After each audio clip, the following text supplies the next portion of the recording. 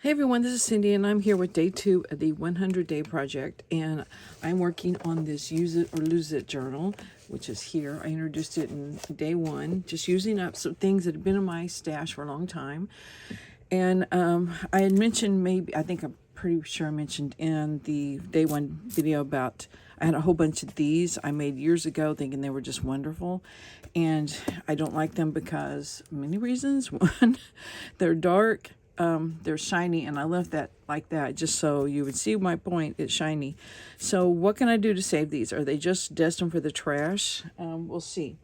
I knew one thing I could do easily was gesso over them, and when I went to get my gesso, I couldn't find it. Of course, you know that word, the F word in my craft room. It's fine. I can't find anything. So I thought, well, there's other things. I can use paint. So I grabbed this bottle of paint, and I grabbed this bottle of matte gel, which I'm not even sure what that is. So we shall see. But anyway, I thought, okay, paint. And I thought, well, I could see there was oil down the bottom, and you can't see it because I mixed it up a little bit.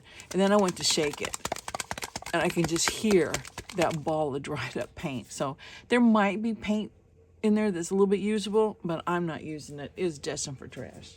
So it's one thing out of my stash. Yay. So let's try this before I go on to other paints. I don't know. It's never been opened. Has it never been opened? And I have no fingernails for this sort of thing. So I know I bought it for this purpose. I need something to knock down the shine from stuff. Oh, I have used it. I think this just went back on there. So anyway, I'm not going to waste that. Has anyone used this stuff before? Is this the consistency it's supposed to be? I got a brush out just so I wouldn't get my hands all mucky, and then I got my hands all mucky, so it's really thick. So I guess maybe it is supposed to be like that. So anyway, I just thought we can start there, knocking down the shine and see what it looks like. It's still kind of dark, this one, so if I knock down the shine, then of course I can put things on top of it. So I'm trying to get that blob out of the center there. Okay, I'm going to go ahead. No, I said I'm going to go ahead and use it on this one, but I will use this on some of these other ones, but I'll just wait and do that off camera because we'll move on to the paint. So anyway, okay. I will tack on a video at the end of this to show what it looks like when it's dry. I can already see it's curling this up a little, but that's okay. We can deal with that.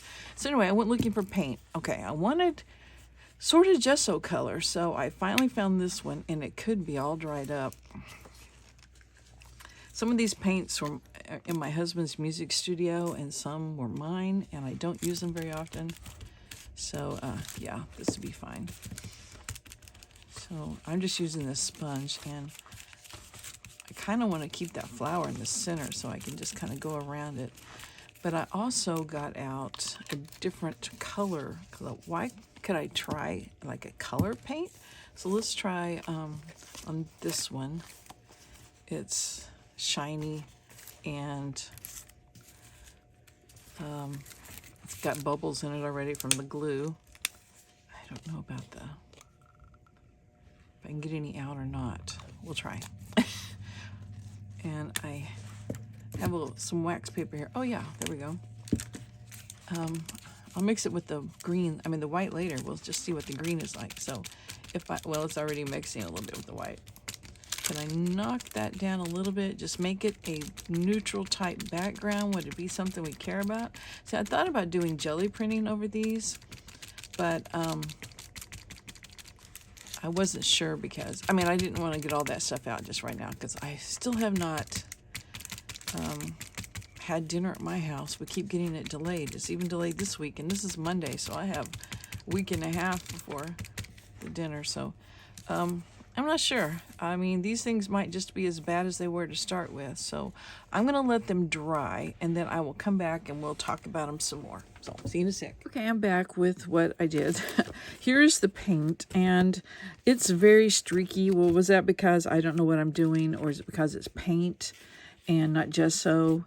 I tried dabbing it with the sponge and then, smear it a little bit. So it's not that great. And here is where I put the, no, this is the paint. This is the green paint. This one's also the green paint, the first one I did. All it does is make it darker. So I'm not really sure. We'll talk about this one more in a second. Here's some more of the paint. So I don't think green paint was an answer, or any kind of paint, probably. Here's the ones I did with the matte gel, and you can see it's still shiny. So I really didn't help myself any, because here's like an original. You can compare the shiny of the two, maybe. So I did knock it down any, maybe. But then we got these brush strokes all over it. And I try not to get those. I try to swirl it a little bit, but they still show. And I was using that sponge brush. So if you used a better artist brush, I guess it might be better. Okay, so what I tried to do in this was think, all right, how can I use these as backgrounds? And I thought, well, you can put a label or image or something, and it just, I don't know, it just didn't flow very well. So I tried doing a garden where you just have like the different plants, flowers and things growing, and a butterfly or something at the top. It's not bad.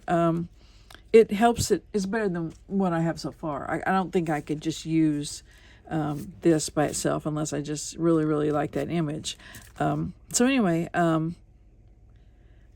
maybe, and these had white instead of ink. I inked them so they would blend in better with the book page, and it really made it come forward, that white. So that might be what you want, but I think the best way to deal with magazine images, at least for me, what I've discovered on this, is to photocopy them, because this is one that was amongst all this stash, and it's either from a magazine that had a matte page, which I sort of doubted, or I probably experimented by taking it to my copy machine, putting the original, not copy machine, if I had a copy machine, my printer, and I didn't scan it, you can just put something on there and make a copy.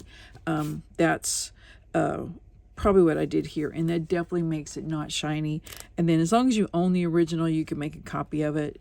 And then you can either just store the original, or you can just toss it or whatever. But anyway, that's where I'm at on these. I guess I'm satisfied with these two. And I have all these, and some of them aren't bad. Like, I like that lamppost, and, some of them are just pretty, believe it or not. And so I'm not sure, but it's still definitely going to be use it or lose it, because I'm not going to probably use them in any other journal except for this one. So there may be a few I can use, and then I can completely cover it up if I want to. So I'm not sure what I'm doing with those, but I'm moving on with these. So I will see you tomorrow. Thanks for watching. Bye.